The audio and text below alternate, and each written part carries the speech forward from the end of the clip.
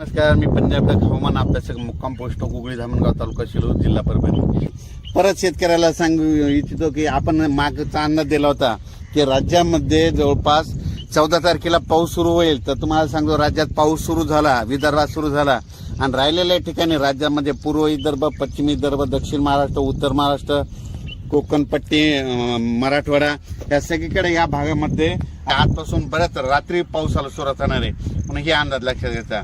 परत एक सर्वांना सांगू इच्छितो, कोकणात देखील मुसळधार पाऊस पडणार आहे म्हणून कोकणपट्टीच्या लोकांना देखील काळजी घ्यायची गरज आहे. त्याच्यानंतर सगळ्यात महत्वाचं म्हणजे मुंबईला ह्यामध्ये ह्या 4-5 दिवसात म्हणजे 14 ते 8च्या दरम्यान अतिवृष्टी होणार आहे, मुसळधार पाऊस पडणार आहे म्हणून मुंबईच्या सर्व जनतेने काळजी घेण्याचं हे करावं. पुलाच्या फरशीव पाणी आल्यास पुढे जाऊ नका आणि ही सगळ्यांना विनंती आहे. त्याच्यानंतर सर्वांना शेतकऱ्याला सांगू इच्छितो, राज्यामध्ये 14, 15, 16, 17, 18 पर्यंत पूर्व विदर्भ, पश्चिम विदर्भ, दक्षिण महाराष्ट्र, उत्तर महाराष्ट्र, कोकणपट्टी, खानदेश, मराठवाडा सगळ्या भागामध्ये दररोज 2-2 दिवस मुक्काम घेत पाऊस पडणार आहे म्हणून हा अंदाज लक्षात घ्यायचा.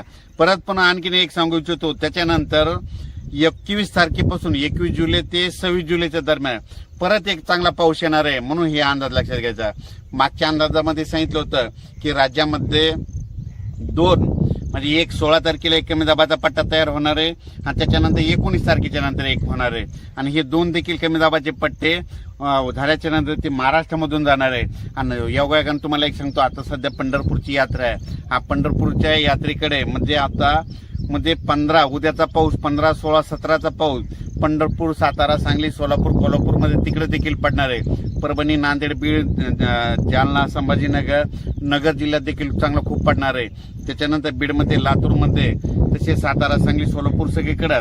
त्याच्यानंतर पूर्व विदर्भ, पश्चिम विदर्भ म्हणजे पूर्व विदर्भाचे 6 जिल्हे, पश्चिम विदर्भाचे 5 जिल्हे म्हणजे ह्या 11 जिल्ह्यात देखील म्हणजे ह्या 4-5 दिवसाचा पाऊस चांगला पडणार आहे म्हणून हे सर्वांनी लक्षात घ्यायचं. राज्यात एकंदरीत परिस्थिती बघायची झाली तर राज्यामध्ये 14 तारखे म्हणजे आजपासून ते 26 तारखेपर्यंत दररोज वेगवेगळ्या भागात चांगला पाऊस पडणार आहे आणि शेतकऱ्याच्या पिकाला जीवदान भेटणार आहे म्हणून हा अंदाज लक्षात घ्यायचा.